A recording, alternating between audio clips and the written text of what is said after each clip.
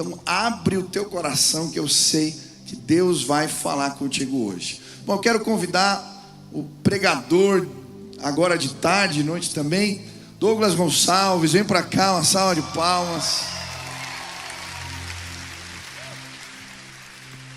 Estou muito feliz que o Douglas está aqui, mas muito feliz. Eu tenho uma admiração enorme pelo trabalho.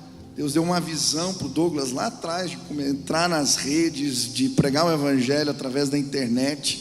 E isso se tornou algo muito impactante, relevante. Eu lembro alguns anos atrás eu recebi um videozinho que você falava da Luísa, sua filha, arruma seu quarto. Foi ali que eu conheci. E desde então tenho acompanhado o teu ministério, e faz um pouco de tempo eu até liguei para você. Eu oro pelo Douglas, porque eu creio que Deus tem te levantado como voz da verdade, como homem de Deus nessa nação, e nós temos um respeito enorme por todo o depósito de Deus na tua vida. Então tenha liberdade hoje, abre teu coração, eu tenho certeza que você vai ser abençoado. Vamos orar aqui pelo Douglas. Pai querido, muito obrigado pela vida do pastor Douglas, que veio com tanta alegria, Deus, ministrar para nós aqui. Que o Senhor o use hoje, que o Senhor mais uma vez fale através da vida dele, que seja um tempo especial, que o Senhor possa sim ministrar nas nossas vidas. Cuida da sua casa, dos seus, da sua família, cada vez mais amplia a visão, mostra caminhos. Unge o teu servo e o abençoa, Pai, em nome de Jesus, amém, amém. Fica à vontade. Glória a Deus. Boa tarde. E aí, vocês estão felizes? Eu estou muito feliz, muito honrado de estar aqui, cara. Que alegria. Obrigado, pastor Michel, toda a liderança aqui, pelo carinho, pelo convite. É uma honra estar aqui, é um privilégio estar aqui. Obrigado por confiar essa plataforma para que eu possa ministrar hoje à tarde, hoje à noite. E eu trago um abraço da minha esposa, a Val, tá? Se ela estivesse aqui eu também ia falar: Val, te amo, você é a mulher da minha vida. Estou morrendo de saudade da Val. Nós somos pais da Luísa e do Davi, e eu e a Val a gente coordena esse movimento chamado Jesus Copy, que prega que você é uma cópia de Jesus na terra, e que aonde Jesus plantou você, Ele plantou você ali para você refletir Cristo naquele lugar. E a gente, além de liderar esse movimento online, a gente também lidera a igreja local lá em Bragança Paulista. Então se você estiver passando por São Paulo lá, dá um pulo lá em Bragança para você conhecer a família de Zescope. Tem sido uma honra poder participar daquilo que Deus está fazendo na nossa geração. E o nosso principal trabalho tem sido através das redes sociais, pregando aí em todas as redes sociais, usando tudo para espalhar o evangelho. Quem aqui já viu um vídeo do Dizascope? Levanta a mão assim para eu ver. Se alguém ao seu lado não levantou a mão, depois chama para aceitar Jesus aqui. Tô brincando, mas se você não viu, depois se procura lá. Tem no canal, lá tem mais de 600 vídeos para você dar uma olhada lá, maratonar lá, vai ser muito bom. Vamos embora para a palavra de Deus? Quem está com fome aí? Glória a Deus. Será que tem mais alguma coisa para nós ver aqui? Só gente boa passou por esse lugar. Mas eu quero que você abra a sua Bíblia comigo em Gênesis, capítulo de número 1. Nesse primeiro momento eu quero falar sobre a verdade sobre quem você é, ok? Qual que é a verdade sobre quem você é? Eu quero olhar isso junto com você hoje. E por que que eu sinto no meu coração de compartilhar essa palavra com você? Eu não sei se você sabe, mas há um tempo atrás saiu uma pesquisa em relação a doenças emocionais, e o Brasil, nessa pesquisa, ele estava em 5º lugar no mundo do país mais deprimido. 5º do mundo. E de transtorno de ansiedade, em ansiedade ele era o 1º do mundo. E olhando para a nossa nação, isso não faz sentido nenhum. Por quê? Porque como dizia o profeta, que é um país tropical, abençoado por Deus. Nosso clima é maravilhoso. Nós não temos tsunami. Nós não temos terremoto. Praticamente não neva em lugar nenhum aqui nesse lugar. E como que a gente pode ser o país número 1 em ansiedade e em depressão? E eu quero te responder isso hoje. E a resposta é muito simples. É porque nós não estamos sendo aquilo que nós nascemos para ser. Nós não estamos vivendo a verdadeira identidade de Deus para nós. E toda vez que algo não é usado para o seu real propósito, esse algo é destruído rapidamente.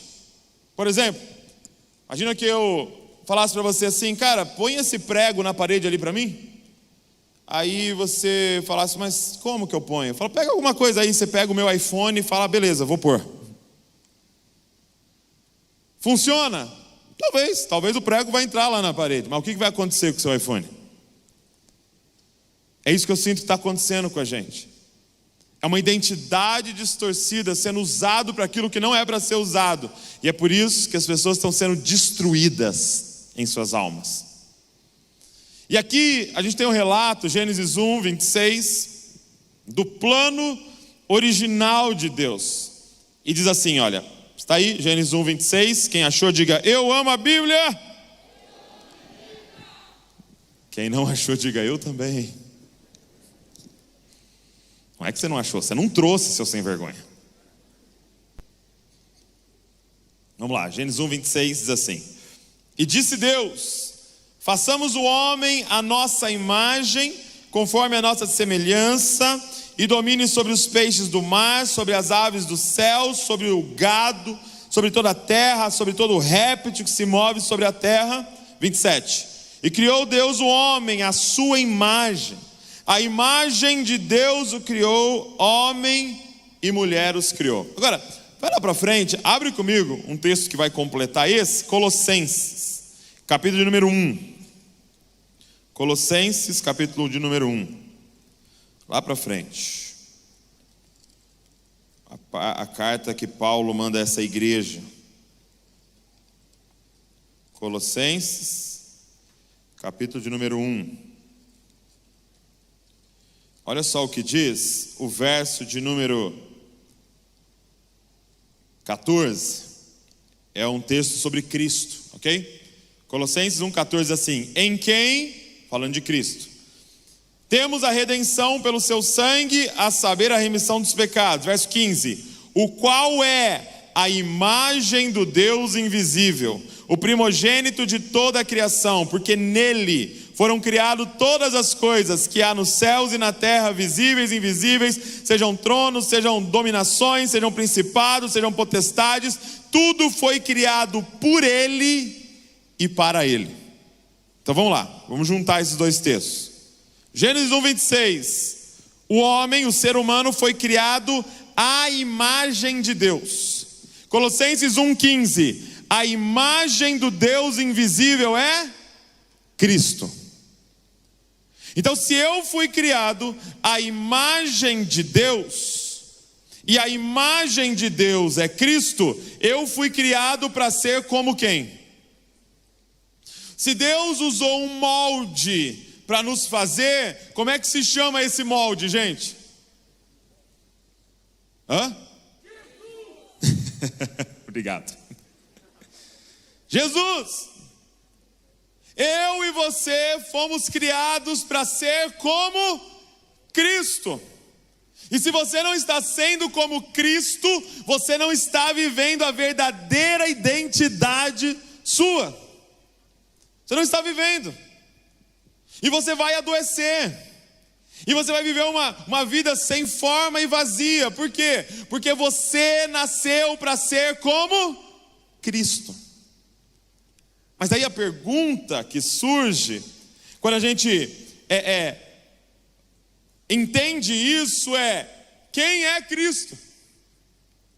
Porque se eu fui criado para ser como Cristo, você concorda comigo que a coisa mais importante da sua vida é saber quem Cristo é? Porque como é que se dá esse processo de ser transformado à imagem de Cristo? Olha, abre comigo um texto. Vamos abrir bastante a Bíblia aqui, pode ser? Tem problema, não? Abre aí, 2 Coríntios. Vamos juntando as peças aqui, ó. 2 Coríntios, capítulo de número 3. 2 Coríntios, capítulo de número 3. Dá uma olhada no verso 13.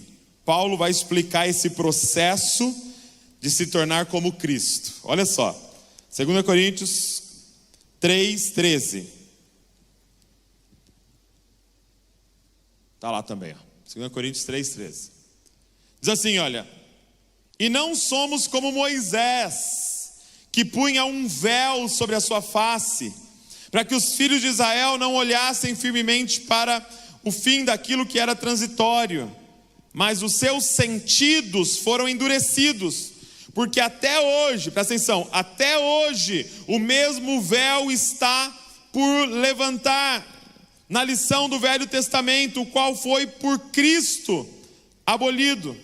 E até hoje, quando é lido Moisés, o véu está posto sobre o coração deles. Mas quando se converterem ao Senhor, então o véu se tirará. Ora, o Senhor é o Espírito, e aonde está o Espírito do Senhor, aí a liberdade. Mas todos nós, com o rosto descobertos, refletindo como um espelho a glória do Senhor, somos transformados de glória em glória na mesma imagem como pelo Espírito do Senhor. O que esse texto está dizendo? É que quando nós vamos abordar as Escrituras, algumas pessoas têm um véu sobre o rosto, um tampão, ou seja, elas não conseguem enxergar Cristo aqui. Elas olham e veem simplesmente um livro, elas olham e veem simplesmente uma reunião. Oração é simplesmente um tipo de meditação. Por quê? Porque tem um véu no rosto delas. Agora, ele diz assim: quando alguém se converte ao Senhor, o véu é tirado. E quando o véu é tirado, ele contempla Cristo e é transformado à imagem daquele que ele contempla. Como que se dá o processo de se tornar semelhante a Cristo? Através de contemplação. Isso é muito real, gente. Você é aquilo que você contemplou durante toda a sua vida. Você hoje é o que você viu. Você assistiu seu pai, você assistiu sua mãe, você assistiu as autoridades da sua vida, você assistiu todo o conteúdo que você consumiu, e conforme você contempla, você se parece. Quem está entendendo o que eu estou falando? Mas de repente, quando você se converte ao Senhor, o véu é tirado, e agora quem você contempla? Cristo. E conforme você contempla Cristo, você vai sendo transformado à imagem dele. Portanto, se você conhece um Cristo distorcido, você vai ter uma identidade distorcida. A grande pergunta que está muito presente nesse momento da história, e você vai ver isso espalhado por toda parte, e hoje vem várias técnicas tentando responder. Por exemplo, o coaching, ele vem tentando responder essa pergunta, a psicologia vem tentando responder essa pergunta, que é a grande pergunta: quem sou eu? Quem sou eu? Agora, todas essas técnicas humanistas, elas vão ensinar pra gente, para você descobrir quem você é, você precisa fazer um mergulho para dentro de você, você descobrir quem você é. Agora, isso é uma grande mentira que nos contaram. Por quê? Porque se eu não me autocriei, não tem como eu me autodefinir. Só teria como eu me autodefinir se eu tivesse me autocriado. Mas tem alguém que me criou, então só Ele pode me dizer quem sou eu.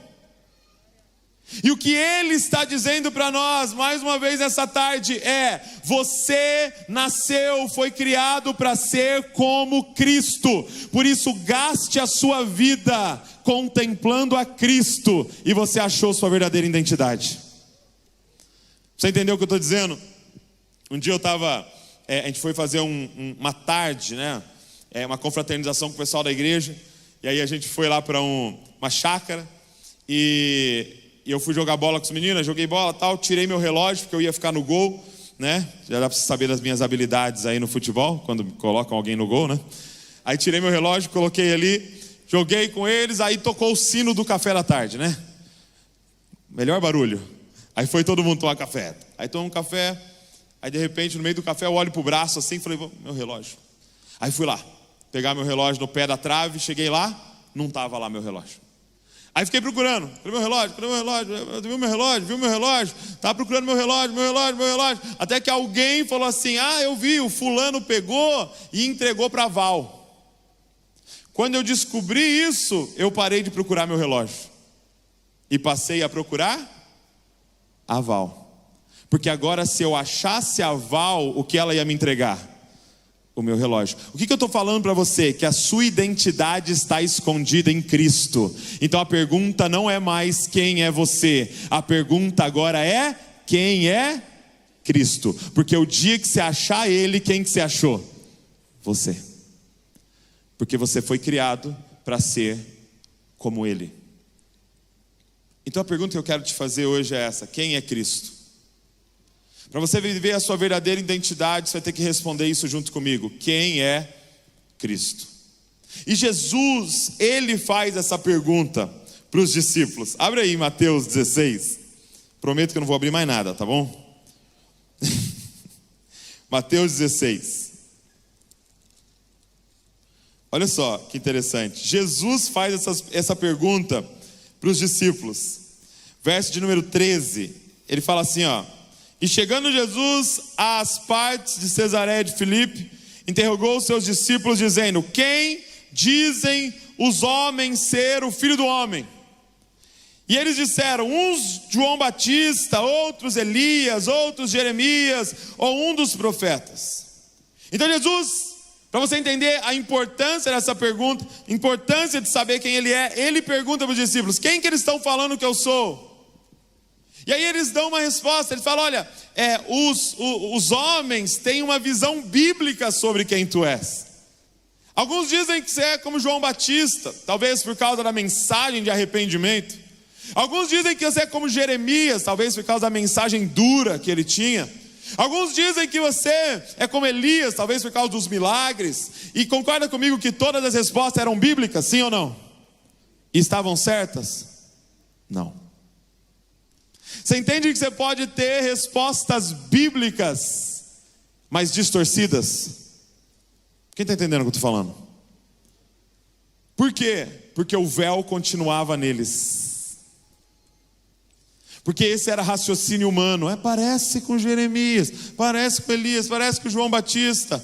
Só que aí Jesus vira o jogo, né? Jesus fala assim, e vocês? Olha o verso de número 15. Disse-lhes ele, e vocês, quem dizeis que eu sou? E aí, Simão Pedro, respondendo, disse, tu és o Cristo, Filho do Deus vivo. E Jesus, respondendo, disse-lhe, bem-aventurado és tu, Simão Barjonas, porque não revelou carne ou sangue, mas o meu Pai que está nos céus. Olha a gente vendo isso aqui na nossa frente. Ele diz, tu és o Cristo, o Filho do Deus vivo. Na hora Jesus diz, ei Simão, isso aí não é raciocínio humano, isso aí não é um livro que você leu, isso aí não é lógica, isso aí não é simplesmente teologia. Sabe o que é isso? Isso é revelação do Pai. Ei Pedro, o véu saiu do seu olho. Você está vendo? O meu Pai te revelou. O que isso significa para nós hoje aqui? Não é simplesmente entender, gente. Precisa ser revelado para você. Não é simplesmente um curso que dá para fazer. Não é simplesmente um livro que dá para você ler. Não é simplesmente um lugar que você tem que ir, uma conferência que você tem que participar. Tem que ser revelado para você. Às vezes a gente fica evangelizando pessoas e a gente fala, mas por quê? Por que ele ainda não vê, ele não entendeu? A Bíblia, eu leio, a Bíblia queima no meu coração. Ele lê, não acontece nada. Eu venho no culto e algo queima no meu coração. Ele vem e não quer nada. Por quê? Porque o véu precisa ser retirado. Por isso que muito mais do que simplesmente conversar no evangelismo, tem que ser oração pelo evangelismo. Senhor, tira o véu do rosto deles, Senhor. Feche seus olhos agora comigo aqui. Eu quero que simplesmente você peça: Senhor, se ainda há um véu no meu rosto, tira, Senhor. Faz cair as escamas dos meus olhos. Eu quero te ver hoje aqui. Eu quero entender quem eu sou hoje aqui. Mas não fazendo um mergulho para dentro de mim. Pai, nós queremos ver o teu filho hoje aqui. Abre os nossos olhos. Pai, quando os teus filhos forem ler a palavra, que não seja simplesmente frases, que não sejam simplesmente letras, mas que seja o verbo encarnado na frente deles, Pai. Nos permite ver. Nos permite contemplar e ser transformados de glória em glória, Senhor. Pai, aquelas pessoas que nós estamos compartilhando o Evangelho, tira o véu do rosto delas, Pai. Tira o véu do rosto, Senhor, das pessoas dessa cidade, Senhor, para te enxergarem, Senhor. No nome de Jesus. Quando Pedro tem essa revelação, e ele diz: tu és o Cristo, o Filho do Deus vivo, algo acontece aqui. Até aqui no capítulo 16, Jesus falava com os discípulos através de enigmas, através de parábolas, de histórias, de ilustrações. Mas quando Pedro faz essa declaração, Jesus começa a falar diretamente com eles. É como se Jesus falasse: ok, vocês entenderam que eu sou o Cristo, o Pai revelou para vocês, então agora é papo de adulto aqui. Quem é Cristo? E olha a sequência o que ele diz. Ele fala assim: e também eu te digo que tu és Pedro, e sobre essa pedra edificarei a minha igreja, e as portas do inferno não prevalecerão contra ela, e eu te darei a chave do reino dos céus, e tudo que você ligar na terra será ligado no céu, e tudo que vocês desligarem na terra será desligado nos céus. Então mandou aos seus discípulos que a ninguém dissessem que ele era Jesus, o Cristo. Desde então começou Jesus a mostrar aos seus discípulos que convinha ir a Jerusalém e padecer muitas coisas dos anciãos e dos principais sacerdotes e dos escribas, e ser morto e ressuscitar ao terceiro dia. Quando eles entenderam que ele era Cristo, ele começa então a mostrar para ele quem é Cristo. Gente, quem é Cristo?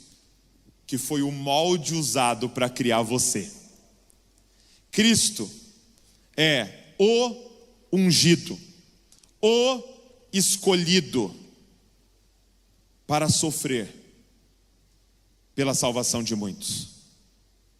De novo. Quem é Cristo? Cristo é o ungido, o escolhido para entregar a vida, para perder a vida, para que outros vivam.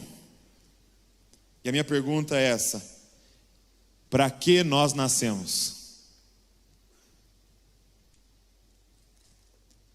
Para ser como Cristo. Só que quem é Cristo? Aquele que nasceu para perder a vida. Você está entendendo qual é a sua identidade? Você está entendendo qual é a sua verdadeira identidade? Você está entendendo qual é o verdadeiro propósito de você estar vivo em 2021?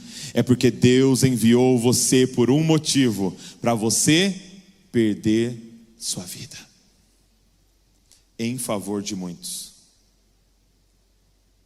Ele criou você à imagem de Cristo.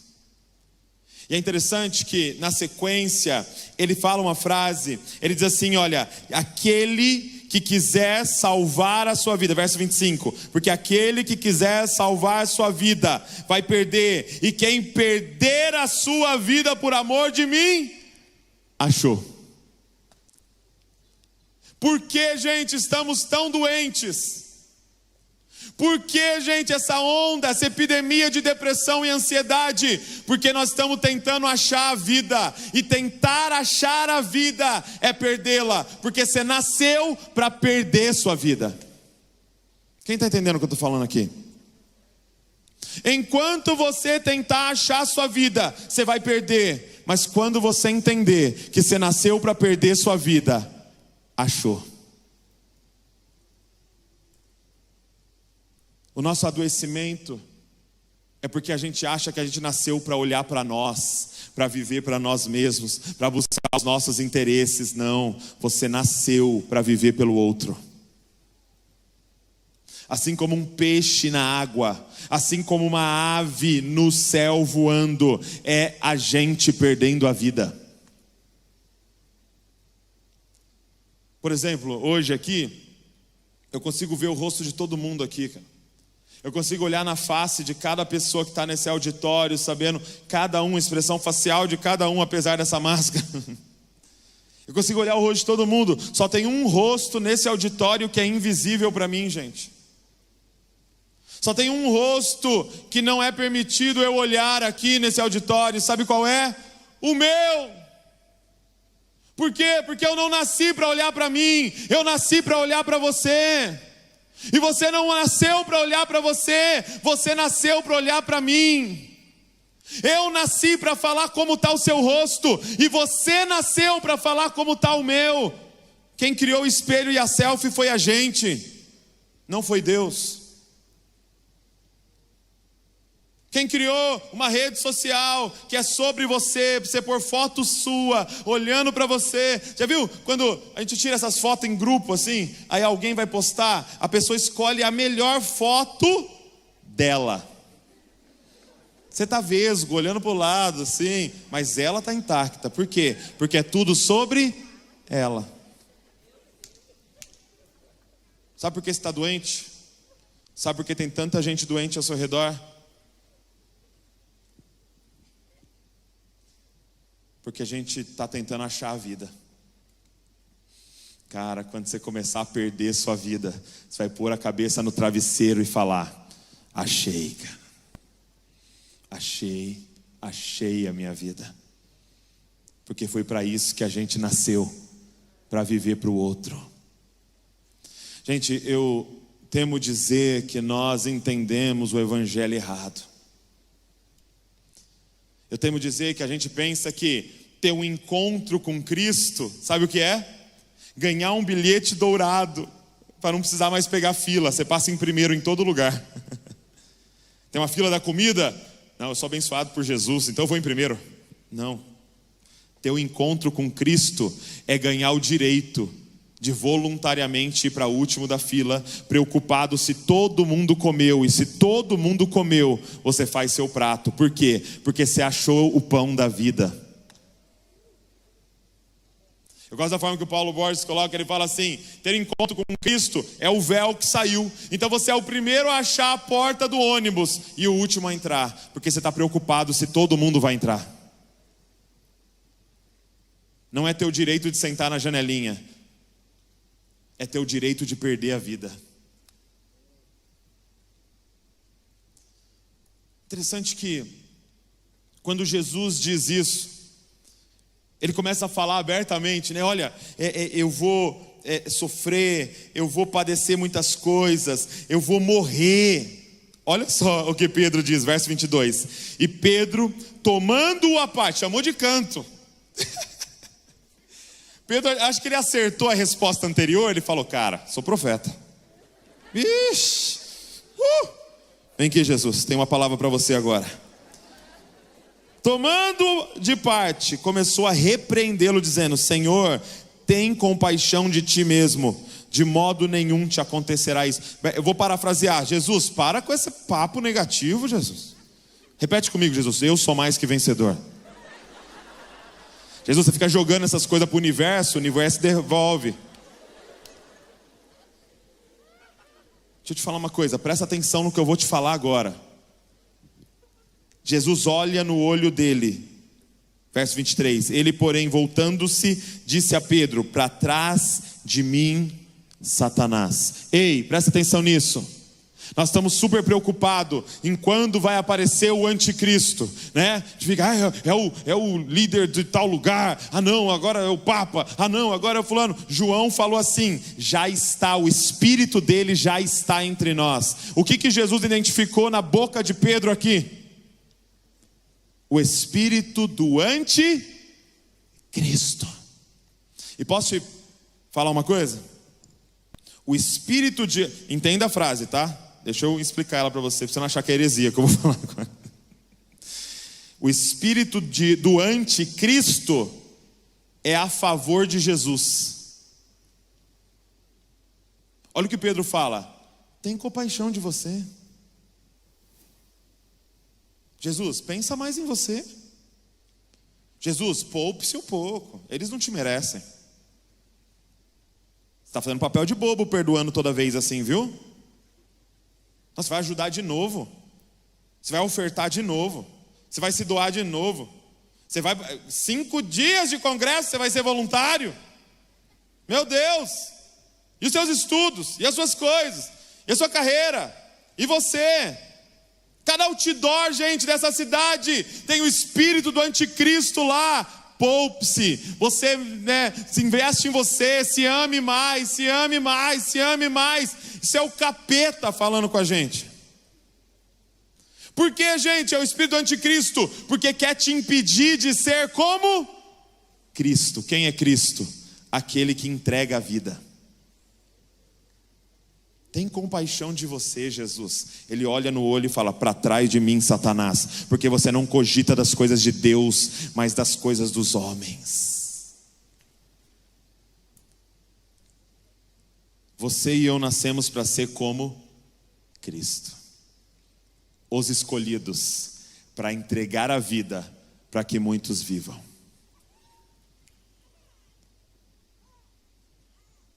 Sabe, a nossa tentação é essa: não ser como Cristo.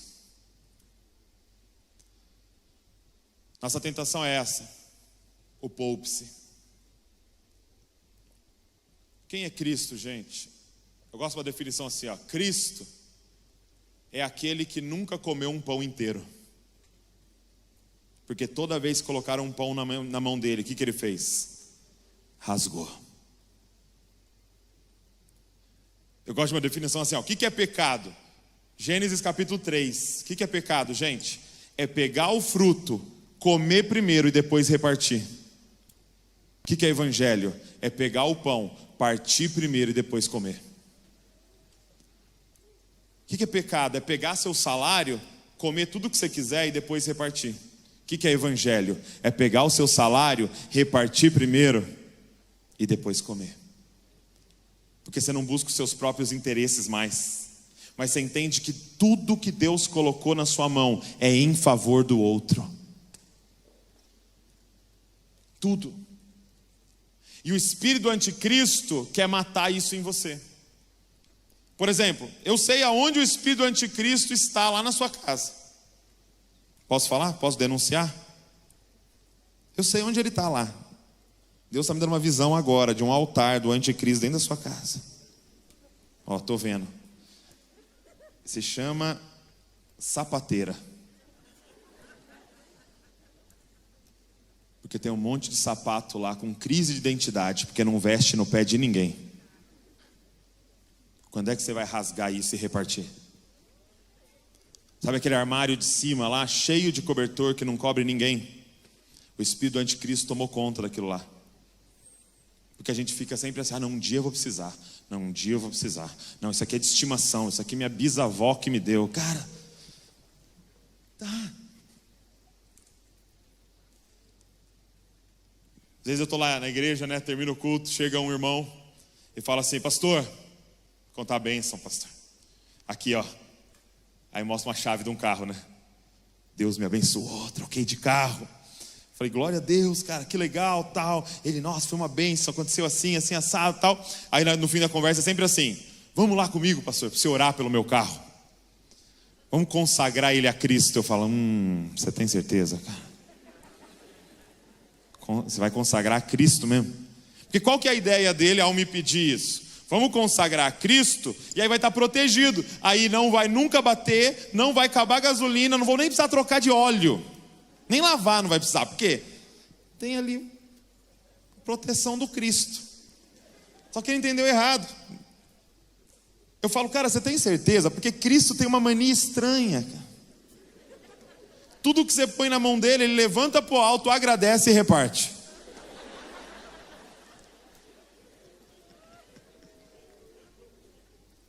Seu carro é de Cristo. Sua casa é de Cristo. Seu diploma é de Cristo. Sua vida é de Cristo. Deixa eu te falar uma coisa, principalmente para os homens aqui nesse lugar. Se o seu carro tem mais de 2 anos e nenhuma manchinha dentro, o espírito do anticristo cuida dele.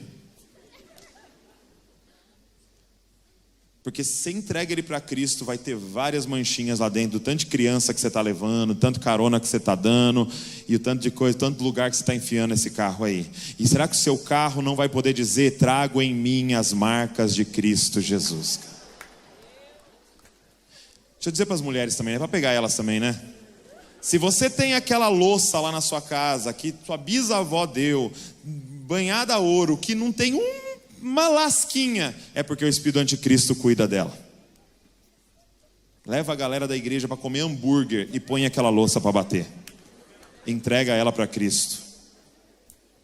Levanta para o alto, agradece, meu irmão, e reparte. Porque eu e você nascemos para ser como Cristo. Entregar a vida. Eu estava ouvindo um podcast de um cara que na verdade é do business, Simon Sinek, muito legal. Ele levou um menino lá e era um cantor e eles estavam conversando, tal. O tema dele é de otimismo, não sei o que, tal. E aí o menino falou assim, cara, e eles entraram numa conversa de atos desinteressados de serviço, né? Você servir alguém sem esperar nada em troca. E aí ele falou assim, cara, um dia eu passei no Starbucks, e era o drive-thru, né, do Starbucks, lá nos Estados Unidos e tal. E aí eu falei para a mulher, para a atendente assim, ó, eu vou pagar para a pessoa de trás. Aí ele viu, era uma mulher atrás, vou pagar para ela, quanto deu a conta dela aí? Aí ele pagou e falou assim, ó, só quero que você olhe no olho dela e fala, o rapaz do carro da frente falou que você é amada. Ó. E aí ele falou que ele saiu e ele não conseguiu ver, porque ele, né, saiu da fila ali. Só que ele falou que ele saiu animadíssimo, coração disparado e com uma alegria absurda. Aí o Simon Sinek falou para ele assim, cara, posso te explicar cientificamente o que aconteceu? Ele falou, saíram pesquisas recentes que quando você faz um ato desinteressado de serviço, quando você faz algo para alguém sem esperar nada em troca, é liberado uma descarga de ocitocina no seu corpo. Você tem uma noção o que é ocitocina? É o hormônio liberado no parto. Por isso que a mulher passou toda aquela dor, ela olha para o bebê e ela se apaixona. Porque é liberado ocitocina no corpo dela inteiro quando ela tem o parto. E esse hormônio de prazer é liberado no corpo da pessoa quando ela faz um ato desinteressado de serviço. Ele falou, só que melhor ainda, a pessoa que recebe o ato desinteressado de serviço também recebe uma descarga de ocitocina no corpo. E melhor ainda, sabe o que eles descobriram? Quem assiste alguém servindo alguém também é liberado uma descarga de ocitocina no corpo. É uma onda de prazer que é liberada. Cara, quando ele falou isso, eu lembrei na hora, Filipenses 4:4.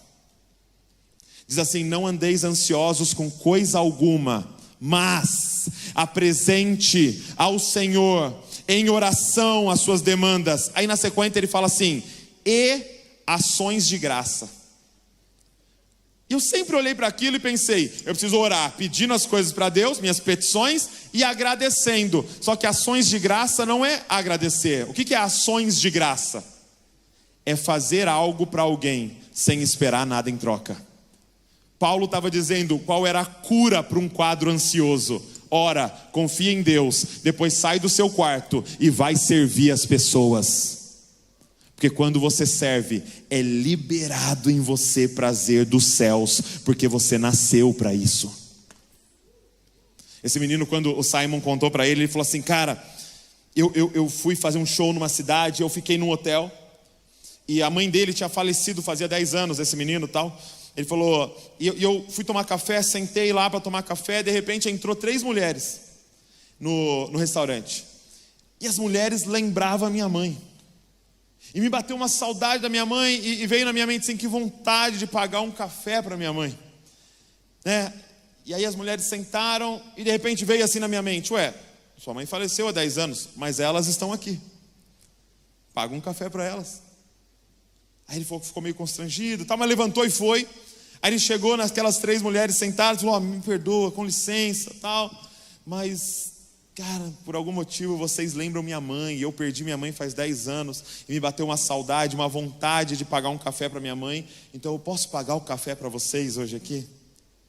Ele falou que de repente uma mulher levantou, olhou, ficou de pé na frente dele e falou: eu perdi o meu filho semana passada e ele tem exatamente a sua idade. E eles se abraçaram naquele restaurante e começaram a chorar. Deixa eu te falar o que está acontecendo no seu corpo agora: uma descarga de ocitocina, só de ouvir falar de alguém servindo alguém.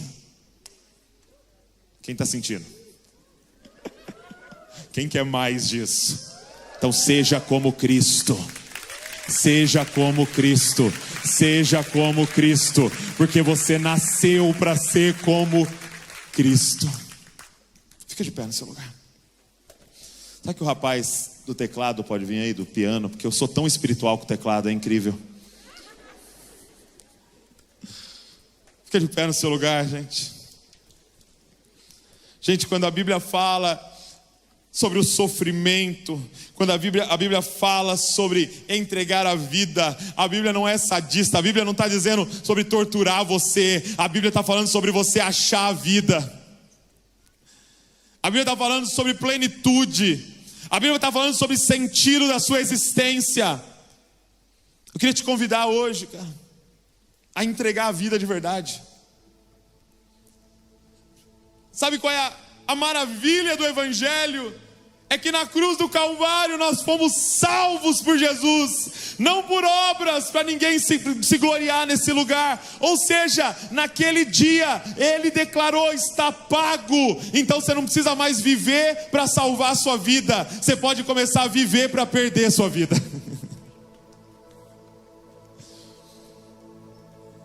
Próxima campanha nossa, 7 semanas para você perder a sua vida.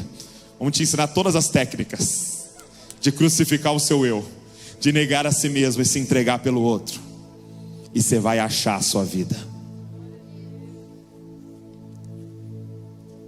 Faz assim com suas mãos, com a palma para baixo. Eu te convido a entregar a sua vida, cara. Solta, cara. Jesus quer curar você, Jesus quer curar suas emoções. Como, Douglas? Entrega a vida. Faz em mim a tua vontade, Senhor. Faz de mim o que o Senhor quiser. A maravilha de servir um Deus que entregou tudo é que Ele pode pedir tudo. Senhor, nessa tarde nós queremos viver verdadeiramente quem nós nascemos para ser, Deus. Senhor, nós nascemos para ser como Cristo, nós nascemos para ser uma cópia tua, Senhor. Então nos permite te conhecer mais e mais e mais e mais, Senhor, para cada dia ser mais semelhante a Ti, e no dia que a gente te vê face a face, seremos como Tu és, Pai. Pai, eu abro mão de ficar tentando buscar e achar minha vida, e eu quero gastar minha existência, Senhor, pelos meus irmãos, Pai. Senhor, eu quero gastar minha voz até a última, Senhor, pelos meus irmãos, Pai. Eu quero gastar minhas habilidades, Pai, pelos meus irmãos, Senhor. Eu quero entregar minha criatividade, Senhor, nas Tuas mãos, pelos meus irmãos, Pai. Eu quero entregar os meus recursos, eu quero entregar a minha família, o meu casamento é para isso, Senhor. Pai, a minha existência, o meu respirar, cada célula do meu corpo, Senhor, os canais que a gente lidera, tudo, Senhor, é para isso, para serviço do outro, Pai. Se coloca nesse lugar, Cristo, de ser como Tu és. Nessa tarde nos faz mais parecidos com Teu Filho, Senhor. Espírito Santo vem e nos transforma a imagem de Cristo. Pai, o que nós queremos é chegar diante de Ti. O que nós queremos é poder falar: combatemos o bom combate, terminamos essa carreira, guardamos a fé, fomos entregues como oferta de libação. Senhor, nós queremos ser como o Senhor na Tua glória, mas também queremos ser como o Senhor nos Teus sofrimentos. Pai, eis-nos aqui, Senhor. Eis-nos aqui, Senhor. Nos permite viver a verdade, Senhor. No nome de Jesus eu oro, Pai. Amém e amém. Deus abençoe muito a vida de vocês.